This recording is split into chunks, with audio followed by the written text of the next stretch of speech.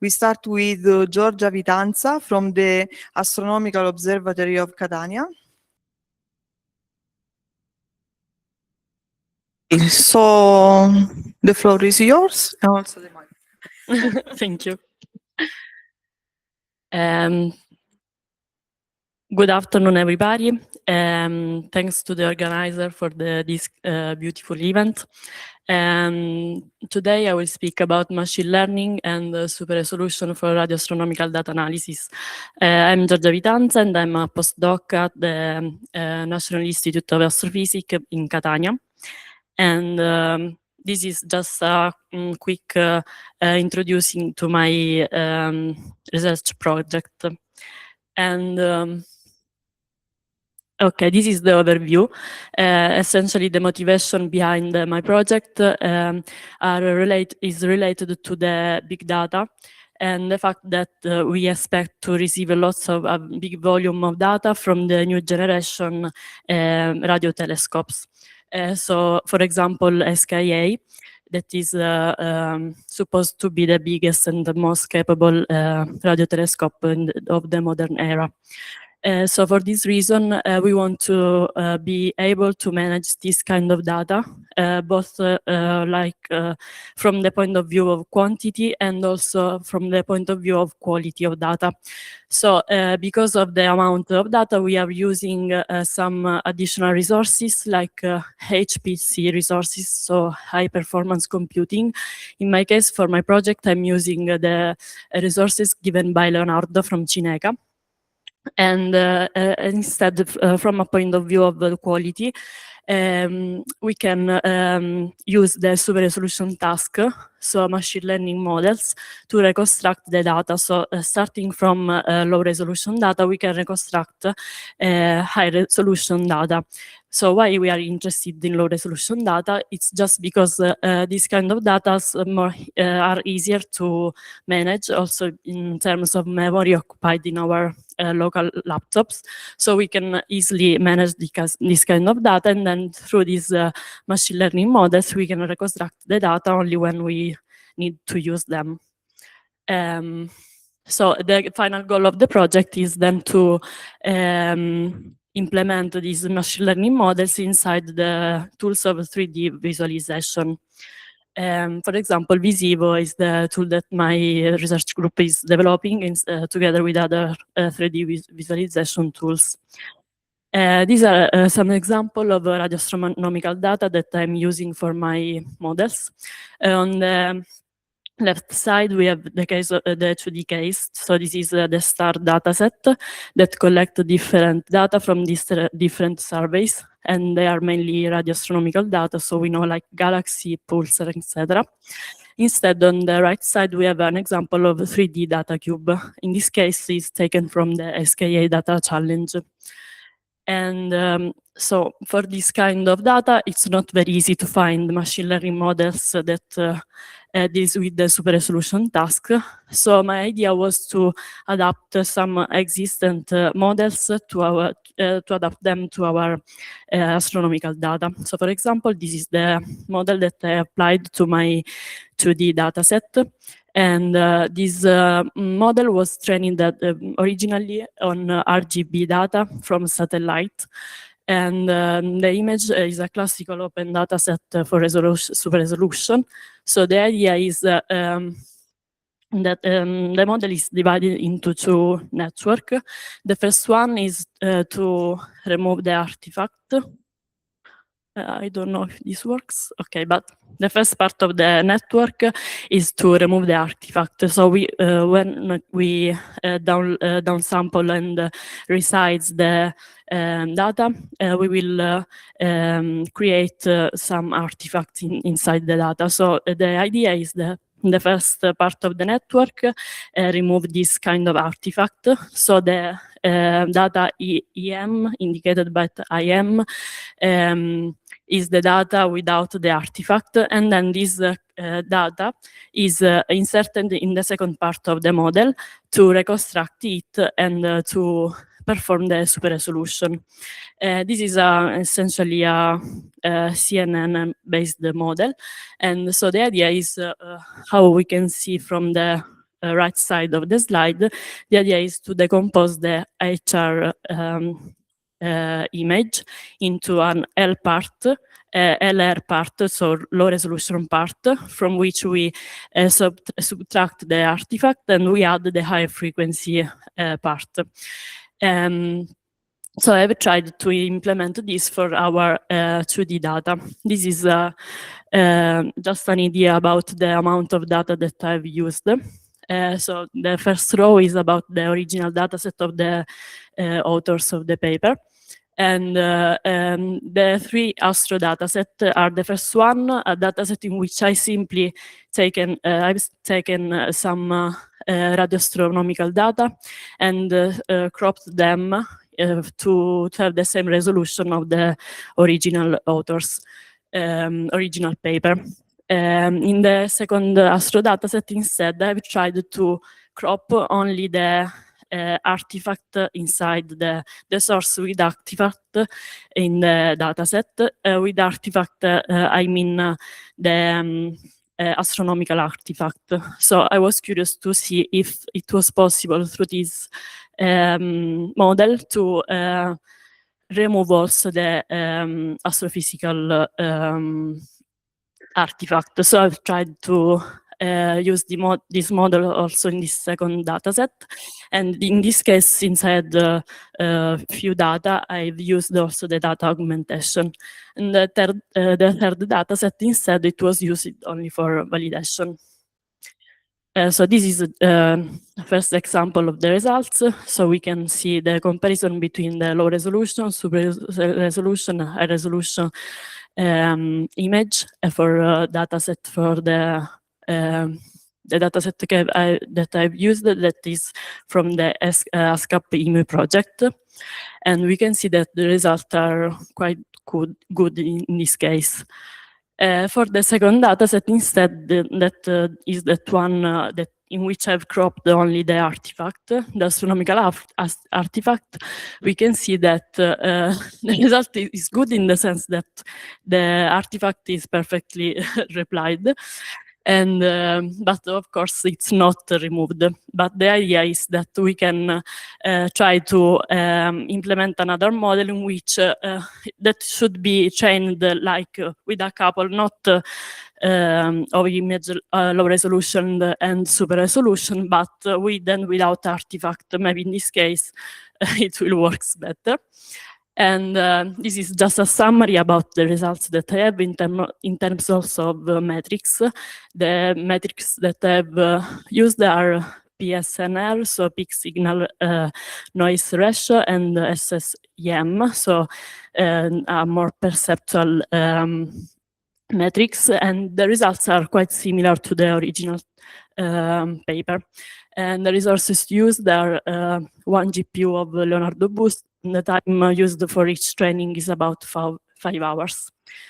And the future work of my project are related mainly on 3D case. So I'm trying to do something similar also for the 3D data cubes. In this case, I'm using a latent diffusion model, so a combination of an autoencoder and a diffusion model. But this one originally was trained on medical data, so MRI data of brain. And I'm trying to adapt this to 3D data cube of SKA data challenge.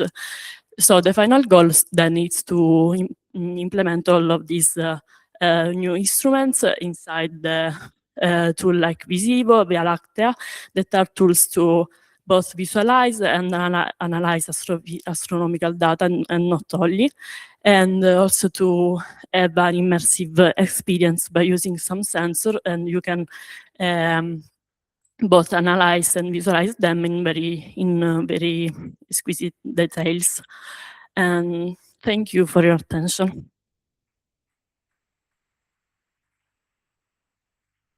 So thank you, Giorgia. It's very interesting, your work, also because it involves different domains, so it is very good. Thank you. There are some questions? No? We are too tired. I'm sorry. No, it's you. Okay. Okay, so we move to the, no? Ecco. Okay. The microphone, Giuseppe. Wait for the microphone. Maybe I missed the first part of the presentation. Can you repeat the data are you using? This one? Radio astronomical data. Okay. Yeah. Mhm. I was curious. At a certain point, I see that the resolution is not fixed in one of your data set. Yeah. The second one, the third one. The second one, yes, because Yeah. I've cropped manually the part of the artifact in the image. So that you have images with different shapes Yeah. in your data set. Yeah, yeah. It's because, How do you handle this complex yeah, task? it's because the model is a self-adaptive difference, self-adaptive difference convolution. So there are some operators that can adapt depending on the data. But do you have a range on which this work, or you can work in an arbitrary range of shape, like from 2 by 2 pixel images to I don't know 1 million, 1 by million?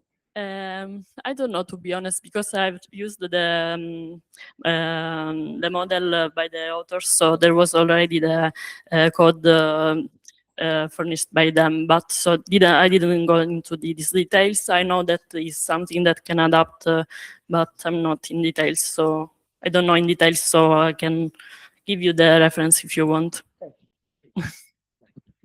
Okay. You're welcome. Okay, so thank you again. Thank you. So we have to move to the next speaker. That is, I don't know if I'm able to, Deimer Antonio Alvarez Garay. I'm so good to speak, to name from the Astronomical Observatory of Arcetri. Okay, sorry, I'm completely off topic of this school. I'm a pure spectroscopist working on star by star, so I don't know nothing or almost about the topic of the school. For that reason, I'm here. And I just want to present you a recent work and maybe highlighting something related to the need of us spectroscopists about the use of all these new methods that are not applied actually to our work. I will present a magnesium-potassium anticorrelation in an extragalactic globular cluster, that one. But first of all, just a very brief introduction about globular clusters, since not all of you are working on that.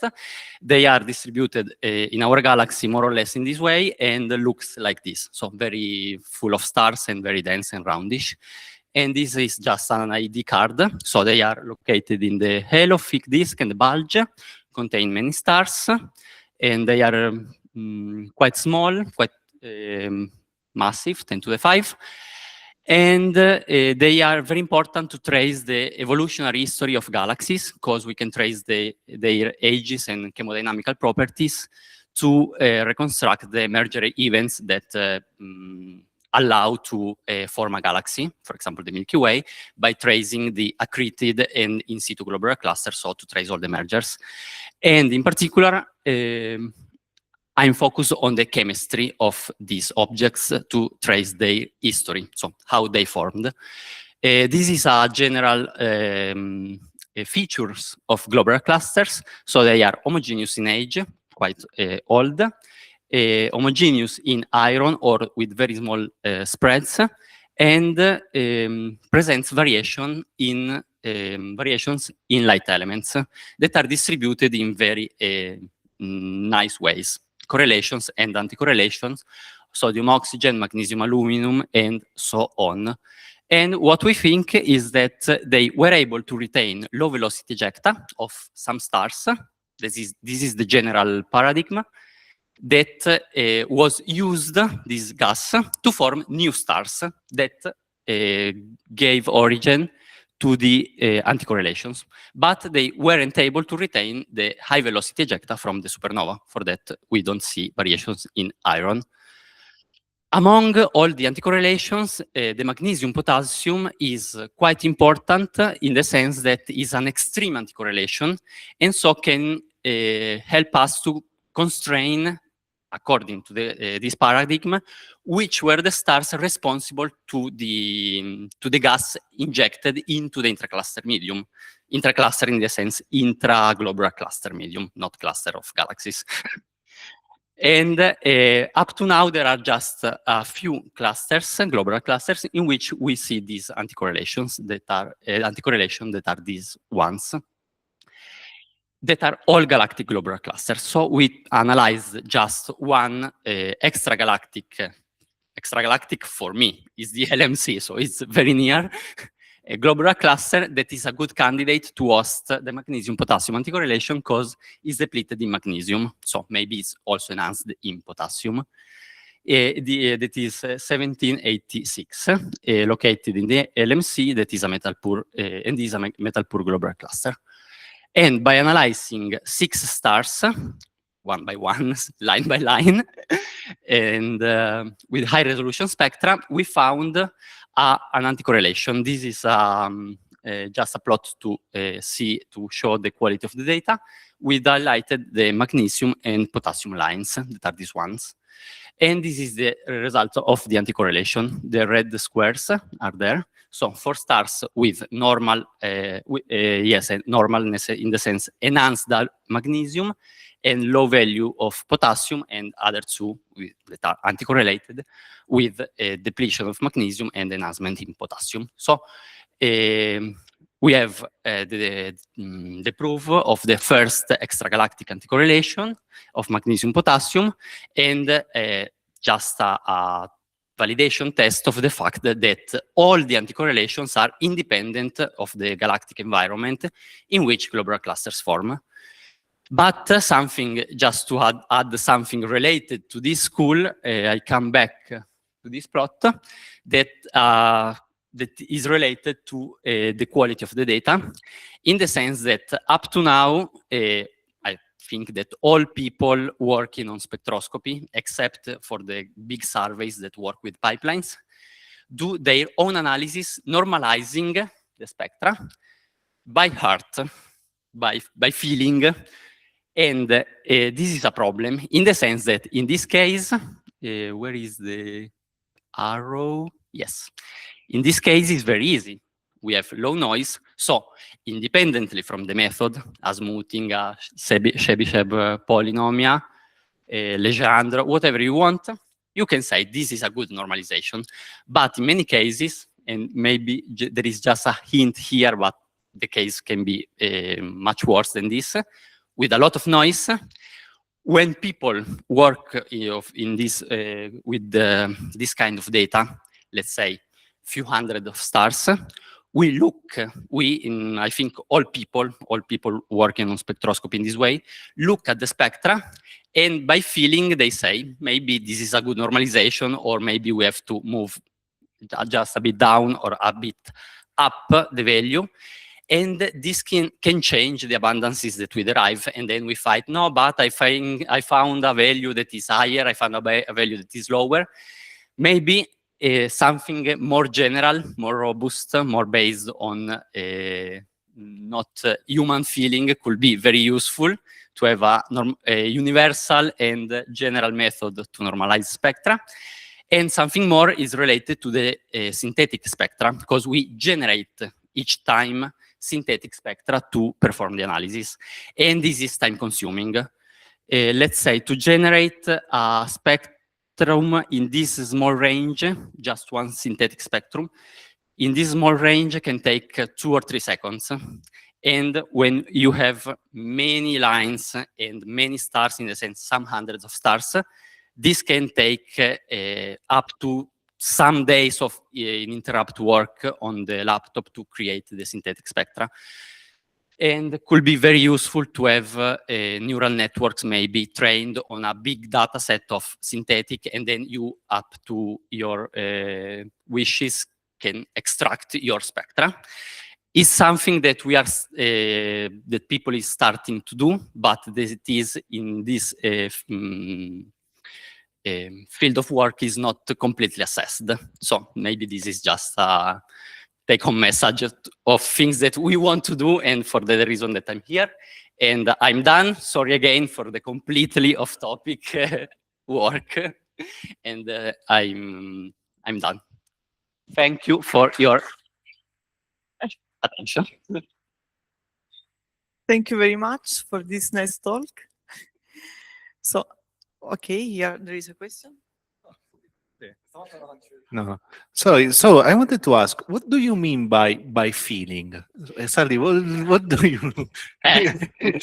No, in the sense that if the data has low noise, the placement of the continuum, that is a region in which you have no absorption, is a region that should be near to 1. But if the data is noisy, depending on the method that you use to normalize, so Legendre polynomial, Chebyshev, But you smoothing, mean- median filtering, you have you can have a different shape on the continuum determination of the spectrum, and so you normalize in a bad way. Okay, but could you, I don't know, as an idea, do a regression of the data that you have? Maybe you can bin the data and then find the function that more or less fits better your data in the description of the spectra. We can, it could be very useful to do, but it's something that is not done. All the papers related to pure observational data, they say we normalize with a smoothing and nothing more. So we normalize with a Legendre polynomium and nothing more. And you choose the order. You have a lot of freedom on the method that you use to do this work, and there is no assessment on a general method among all the people. And also the form of the polynomial. For instance, you say Legendre. Why Legendre? Because people like Legendre. There are many codes that say it's we not a theoretical No. reason behind. There is a lot of freedom in the way you do this kind of work. Okay. And maybe for that reason, could be very useful to have a more Okay, general, no, robust it makes sense. based on these fields. I would say regression, I don't know, of course I'm not in the field, but regression feels, in my opinion, pretty natural. No, you have data, you bin them, if you find the best function that describes those, could be very squares. useful. Maybe we can discuss together, No, because no. I would be interested in doing this in a proper way without fighting with people, because we did the work in a different way. Okay, thank you. Okay, no, thanks. You. It's a good point. Okay, next question. Very quick. Yes. Thanks. Thank you. I was expecting at a certain point to say, so machine learning can solve this problem in this way. Can, but I'm not able. This point never happened.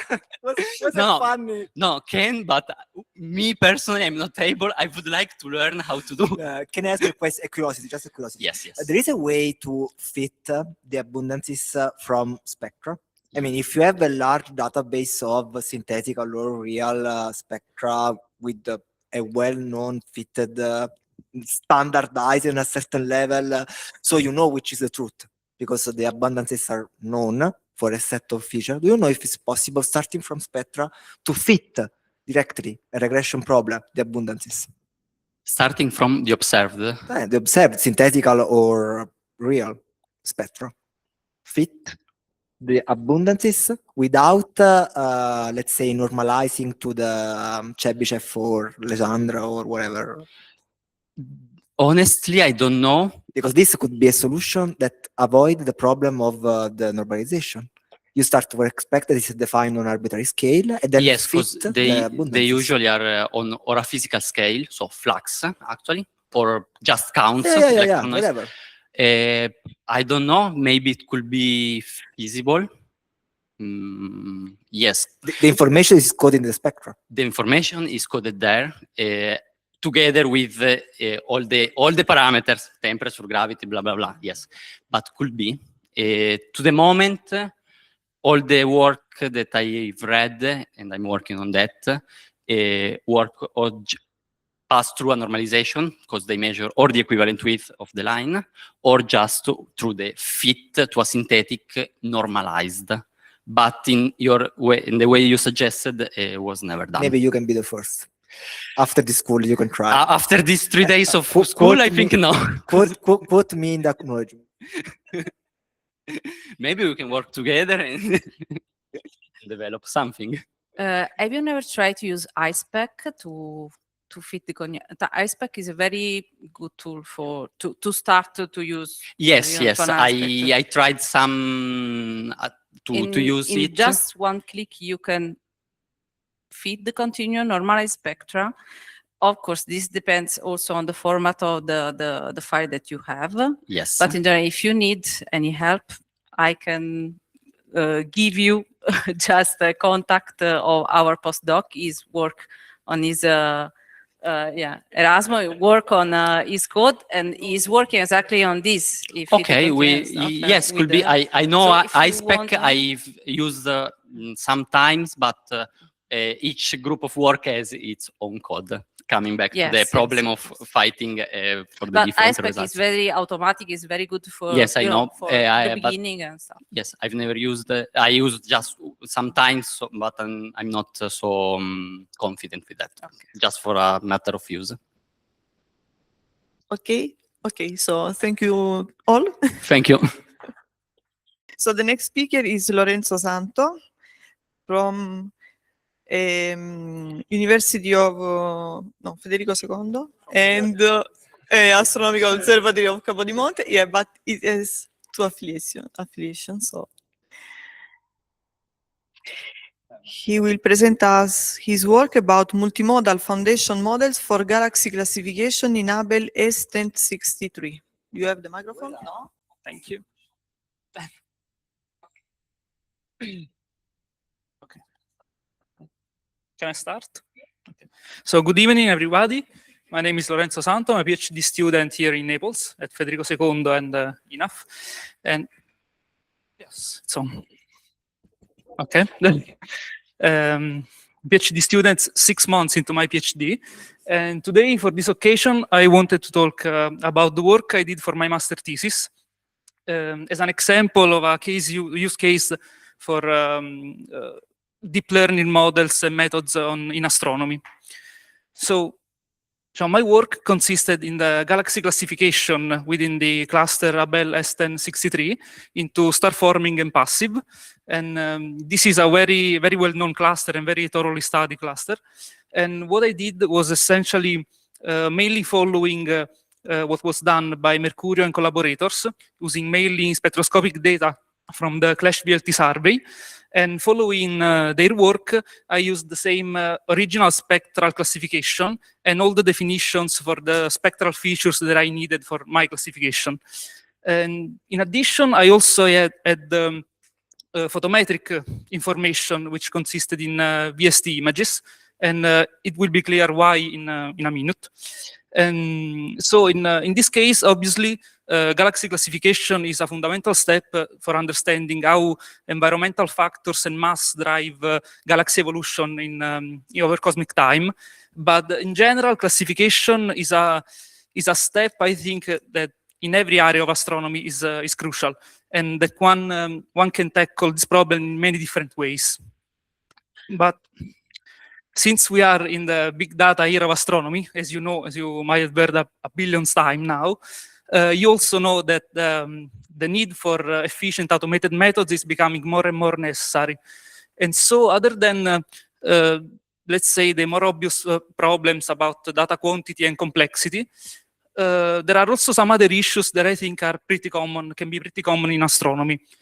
Like, for example, the scarcity of labeled examples, or maybe the need or desire to use different types of information and combine different types of data, and even little to no training data, missing data, and so on. So in my case, to try to, let's say, surf this new big data wave and to address all these problems, I wanted to try something new and different. And so for my problem, I used an adapt AstroClip. AstroClip is a state-of-the-art cross-modal self-supervised foundation model, which is based on transformer architecture. And it can encode in in so-called embedding vectors, both the photometric and spectroscopic information into a shared latent space. So it can construct feature vectors that are very representative of the data, and that can be used for a variety of downstream tasks, from similarity search to redshift estimation and classification, of course. So the main idea is that instead of training a model from scratch on a small dataset, one can use a model like this one, a foundation model, which is trained on millions of objects, and then leveraging transfer learning, can apply this model, can use this model on a smaller dataset to do a specific task. And in addition, in model like this one, the training can be done in a self-supervised setting, which is kind of in between supervised and unsupervised learning, meaning that the model learns from the data itself without the need of externally provided labels. And frameworks like this one have proven to be very powerful in many scientific areas. So, oops, okay. So for my case, I adapted AstroClip to my data, to my problem, and these are the classification results using a simple random forest as a classifier. And as you can see, the performance of the multimodal case, meaning using both the photometric and the spectroscopic embedding vectors for the classification, are way better than the single modal ones.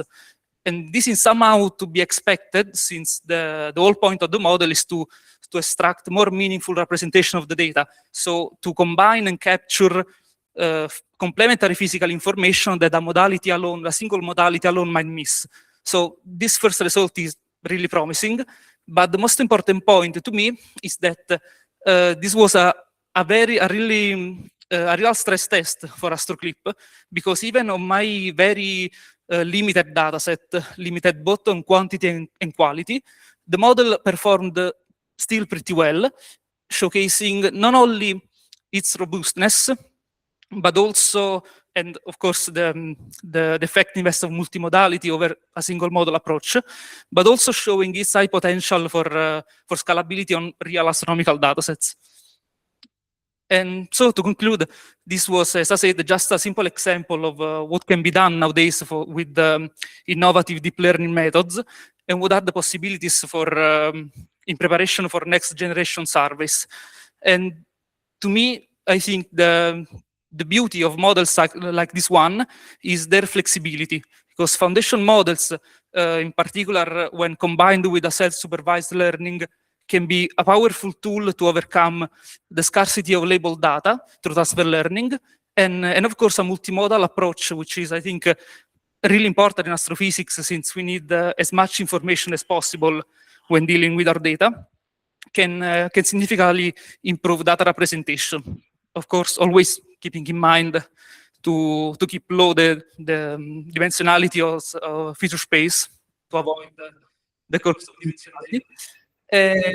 And then lastly, as a personal side note, on futures prospect, my idea is to keep studying these innovative methods and advanced deep learning methods, and try to also use them for my current PhD project on AGN optical variability. So thank you. Thank you, Lorenzo. So Giuseppe, do you have a question? No, don't. Of course, Lorenzo, I have a question for you. Have you investigated the false positive and false negatives? Because you have 400 sources, you can inspect them one by one. Yes, I have. No? What? No, this is your slides. Why showing me your slides? I have some backup slides, but this is your presentation. Okay. Okay. I don't know if... Ah sì, perché ce l'ho nascosto. Ah, facciamo così, guarda.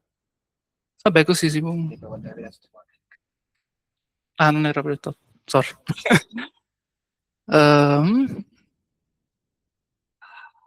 So these are the confusion matrices more in detail for all the cases. Lorenzo, who is 0 and who is 1?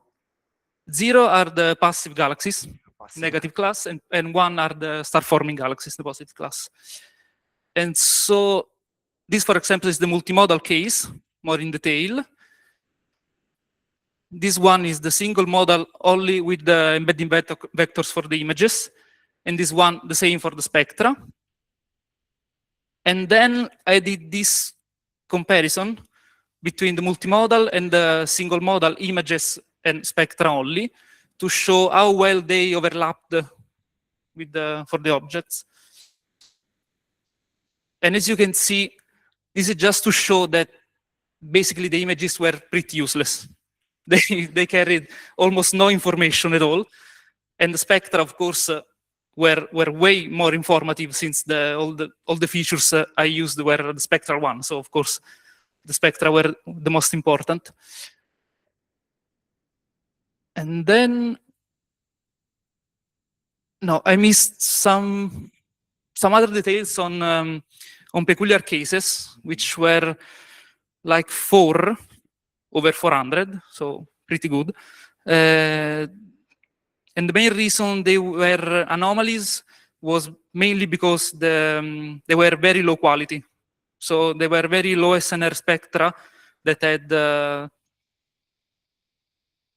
anomalies in the So you're saying that in the emission lines. false positive and false negatives increase with the reduction of signal to noise. No, the opposite. You get better result on images with a higher degree of noise. No, with the higher signal to noise ratio. With the higher signal to Yes. noise ratio. Okay, fine. I had two false positive and 2 false negatives. Okay. All of them because We can the discuss better spectra were later. really low quality. Okay, we can discuss better later. But I mean, your confusion matrix has like 70 points. Yes, because this was the test set. It's 20% of the whole data set. Maybe it I could did the be split evaluated, 80-20. Maybe it's better to evaluate on one out because there are Yes. few. In fact, honestly, I didn't think about it at the time. So Of course, you now were, I will surely do it this way. yeah, it was a master thesis. I know. I was still young. Yeah. Okay. So thank you very much, Lorenzo, Thank for you. your work. The last speaker of the day is Emanuela Luongo from University of Salerno. Thank you, and Astronomical Observatory of Capodimonte. She will present us her work on tracing the roots of the early evolution of the Milky Way through pulsations. Okay. Okay, so the floor is yours. Okay. I'm the last one, so sorry for the equation. I tried to skip them. Okay, so I want to show you 2 different aspects of my project. The first is mainly my master project and the link with my PhD project. The protagonists of my project are RLIRE variable stars. What are variable stars? They are characterized by a contraction phase, so basically partial ionization region contract, so the luminosity increase. During expansion of this layer, we can observe a decrease in luminosity. So we can plot a light curve that you can see bottom left. We can fit this light curve with a Fourier series. So we can characterize our Fourier series using Fourier parameters. That is basically, the first is the ratio between 2 amplitude in 2 different epochs, and second is the phase, that is just the difference between 2 phases in a different epochs, multiplied, of course, 4K, that is the epoch. So RLIRE are very old star. They are population 2, the ages exceeding 10 gigayears, and they are very good tracer of ancient stellar population because we can find them in any component of Milky Way. We can find them in the halo, the most important, disk, bulge, and also in galactic globular clusters. They are located in the horizontal branch in Hertzsprung-Russell diagram, and they populate the stability strip, so they are variable stars. In particular, we can distinguish two different types of pulsator if we observe their light curve that you can see on the left side. RLRB with a longer period, varying amplitude, and a fundamental mode of pulsation, while RLRC with a shorter period, smaller amplitude, and a forced overtone type of pulsator. So if we plot two features of pulsation, so amplitude or light curve in y-axis and in x-axis logarithm of period, we can distinguish two different pulsators, as we said, RLRB on the right side, RLRC on the left side. In particular, we will focus on RLRB property. So we plot the Bailey diagram. I will call this from now the Bailey diagram. In 1939, Peter Osterhoff was the first to notice that galactic globular clusters just inside the Milky Way, are characterized by this property. We can separate them in two different types, Osterhoff type 1 and Osterhoff type 2, if we measure the mean value of RLRB inside the globular clusters. So basically, we can see these two different distributions from very old paper. Osterhoff type 1, the peak is around 0.50, and Osterhoff type 2 is around 0.60 something. We can observe also in the Bailey diagram this particular property. For example, if we observe, okay, here, for example, if we observe M3, from the RLRAB region, we can see that this globular cluster is labeled like Osterhoff type 1, because all the RLRAB are localized to lower period. The opposite is, for example, for M9 or M15, where there is Osterhoff type 2, because they are localized to higher period. So this is important because we can, with the new data, thanks to Gaia mission, we have Bailey diagram for field RLI that you can see in the bottom part, is a huge catalog.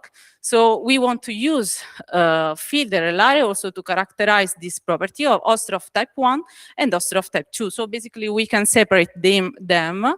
These are field RLI, not just in galactic globular cluster, and we can separate them in Osterhoff type 1 and Osterhoff type 2.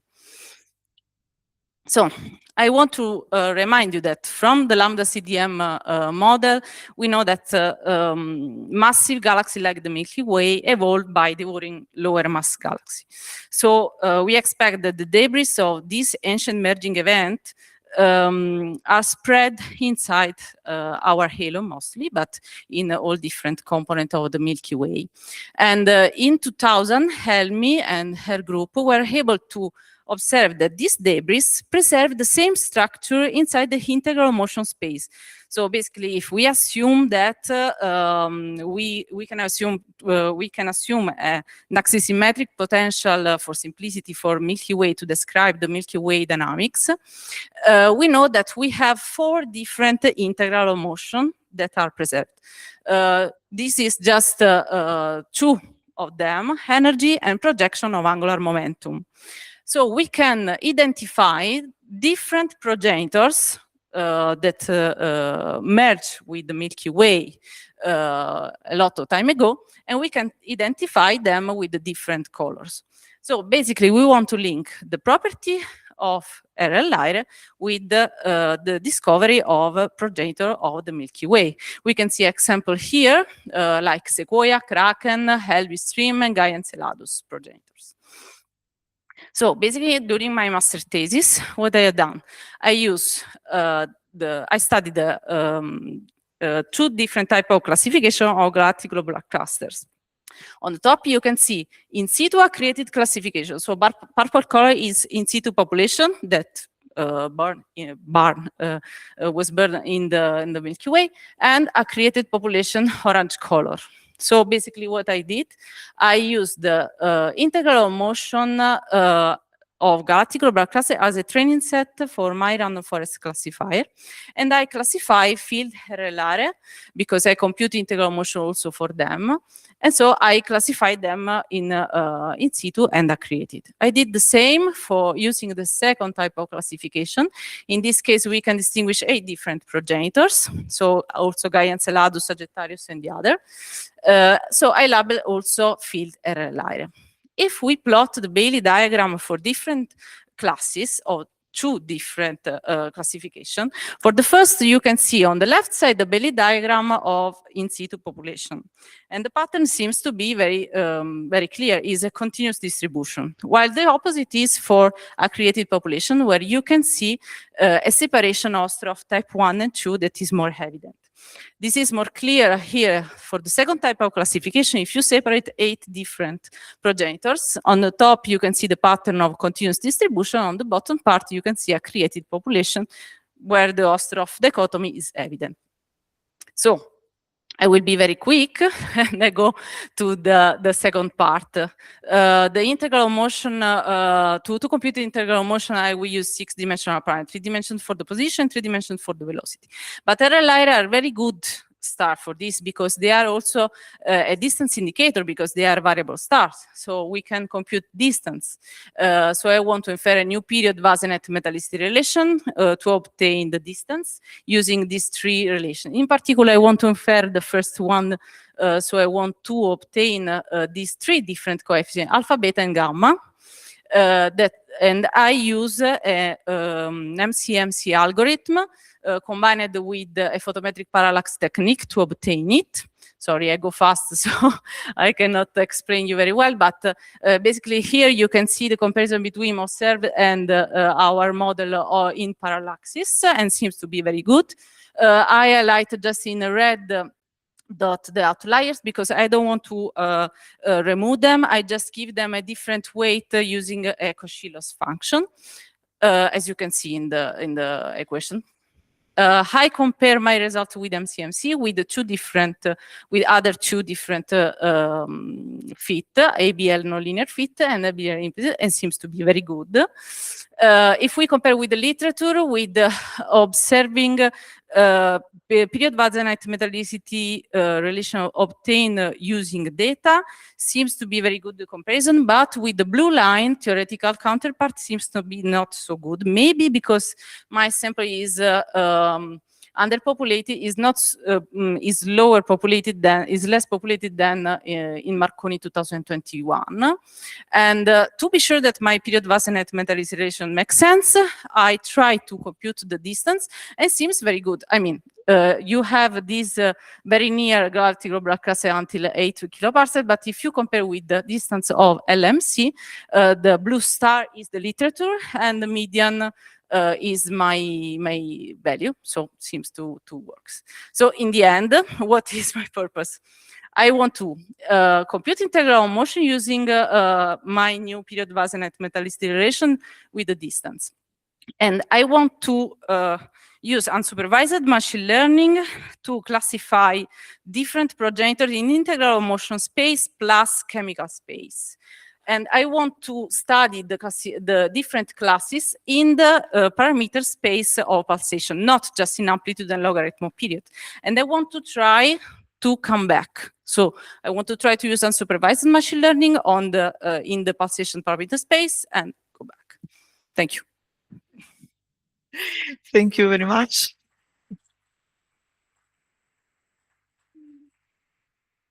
Some question?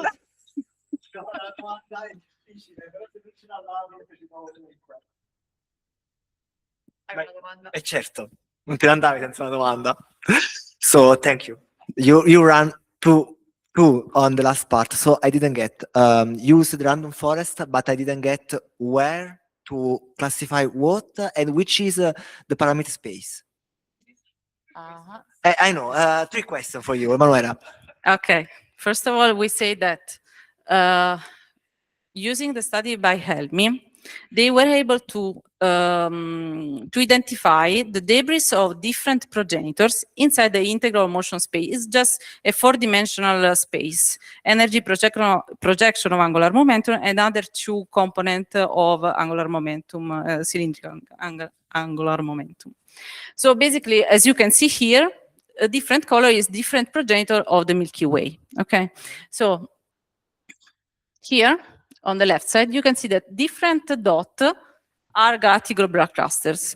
I compute integral motion for them, and I use their integral motion like a training set labeled because these two works labeled the galactic orbital class as, for example, in situ or created. And I use the integral motion like a training set for my field relayer. To classify field relayer. Field relayer, okay. So basically, of course, to classify, use integral motion of field relayer to compare them. That's it. But I use supervised machine learning using these two classification that was already done. But I want to improve this and try with another unsupervised machine learning technique to do this by myself. So if I Not just in integral motion space, I want to add also other parameters, chemical parameters that are more specific feature for progenitors, of course, because they was built in a different environment, so is more specific. So if I got it well, Mhm. you are trying to do the opposite now. So starting from a plot like this, go to the original parameters. I'm trying to, from this plot, plus chemical parameters, so it will be 4 plus something, to have unsupervised machine learning classification. And for each class, I want to investigate the pulsation parameter, Okay. not just in the Bailey diagram like I did after, like this. Good That's luck. Thank you. Thank you. I have 1 year more. Obviously.